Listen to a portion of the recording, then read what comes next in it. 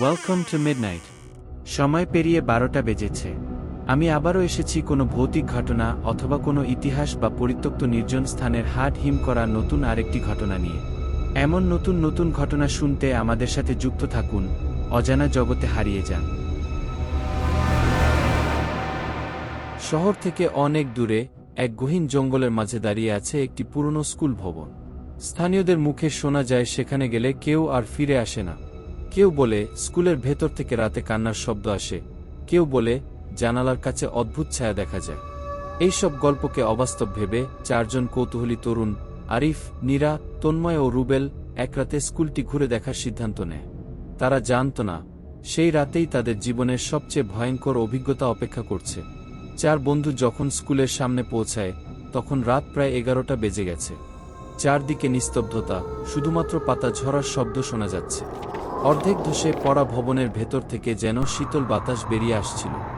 আমরা কি সত্যিই ভিতরে যাব? নীরা একটু ভীতসন্ত্রস্ত কণ্ঠে বলল, অবশ্যই, ভূতের গল্প তো শুধু ভয় পাওয়ানোর জন্য বানানো হয়। তন্ময় হেসে হেসে বলল। তারা স্কুলের ভাঙা গেট ঠেলে ভেতরে ঢোকে। দরজার কপাট কর্মর শব্দ করে খুলে যায়, যেন বহু বছর পর কেউ প্রবেশ করল। ভেতরে সবকিছু ধুলো মোড়া, ছেঁড়া নোটিশ বোর্ডে পুরনো খবর লাগানো। চারপাশটা অদ্ভুত রকমের নীরব। হঠাৎই করিডোরের শেষ প্রান্ত থেকে এক বিকট শব্দ ভেসে এল। কে কে ওখানে? রুবেল কাঁপা কাঁপা গলায় বলল। কেউ উত্তর দিল না, কিন্তু করিডোরের ভেতর থেকে এক অস্পষ্ট ছায়ামূর্তি এক ঝলক দেখা দিল। চার বন্ধু ধীরে ধীরে করিডোর দিয়ে এগিয়ে গেল। হঠাৎ একটি দরজা নিজে থেকেই খুলে গেল, যেন কেউ তাদের আমন্ত্রণ জানাচ্ছে। ভেতরে প্রবেশ করার পর চারপাশের বাতাস আরও ভারী হয়ে উঠল। বেঞ্চডেস্ক সব ধুলো পড়া, কিন্তু ক্লাসরুমের মাঝখানে একটি টেবিলের উপর একটা খোলা ডায়েরি রাখা। আরিফ ধীরে ধীরে ডায়েরিটা হাতে নিল। প্রথম পাতায় লেখা, যারা এই স্কুলে এসেছে তাদের সতর্ক করে দিচ্ছি, একবার ঢুকলে আর বের হতে পারবে না। হঠাৎ ব্ল্যাকবোর্ডে চক দিয়ে কিছু লেখা হতে শুরু করল, অথচ সেখানে কেউ নেই। নীরা আতঙ্কে চিৎকার দিয়ে দরজার দিকে ছুটল, কিন্তু দরজাটা এক ঝটকায় বন্ধ হয়ে গেল। ঘরের বাতাসে ভেসে এলো এক চাপা হাসি। তন্ময় ক্লাসরুমের জানালার দিকে তাকিয়ে দেখল, বাইরে ধোয়ার মতো আবছা কিছু নড়ছে। ধীরে ধীরে সেই কুয়াশার ভেতর থেকে এক শিশুর মুখ ফুটে উঠল, চোখ দুটো শূন্য, মুখ বিকৃত। তোমরা আমাদের জায়গা নিয়েছ, একটা বিকৃত কণ্ঠস্বর ভেসে এলো। আরিফ ডায়েরি দ্রুত উল্টাতে লাগল। এক জায়গায় এসে সে থেমে গেল। আমি এই স্কুলের ছাত্র ছিলাম। এক রাতে আমাদের সবাইকে ডেকে পাঠানো হয়েছিল। তারপর আমরা আর কখনো বাড়ি ফিরিনি। আমাদের আত্মাগুলো এখানে বন্দী। কেউ আমাদের সাহায্য করতে পারবে না। ডায়েরির পাতা এক ঝটকায় উড়ে গেল। বাতাসে এক অদৃশ্য শক্তি খেলা করছে। আমরা এখানে আটকে যাব। নীরা কাঁদতে কাঁদতে বলল। রুবেল দরজা খুলতে চাইল, কিন্তু দরজার ওপাশ থেকে কেউ সেটাকে শক্তভাবে চেপে ধরেছে। চারপাশের বাতাস আরও ভারী হতে লাগল।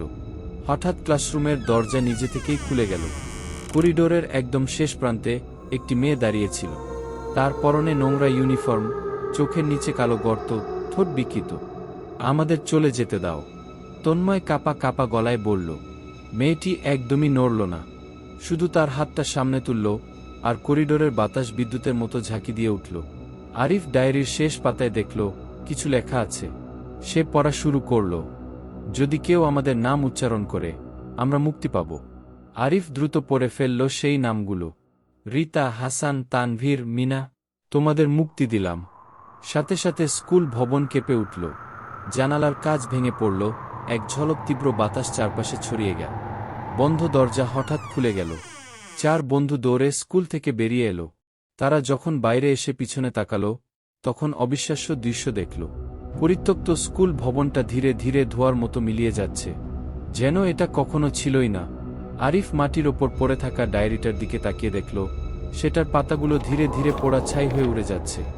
আমরা কি সত্যি বেঁচে ফিরেছি? নীরা ফিসফিস করে বলল। কেউ কোনো উত্তর দিল না, কিন্তু চারপাশে যখন নীরবতা নেমে এলো, তখন বাতাসে এক ফিসফিসানি ভেসে এলো। তোমরা আবার আসবে। পরিত্যক্ত স্কুলের রহস্য হয়তো শেষ হলো, কিন্তু সত্যি কি বন্ধ হলো সেই ভয়ঙ্কর আত্মাদের ইতিহাস, নাকি তারা অন্য কোনো শিকার খুঁজবে? ঘটনাটি যদি ভালো লেগে থাকে তবে অবশ্যই আপনার বন্ধুদের সাথে শেয়ার করবেন এবং সাবস্ক্রাইব করবেন।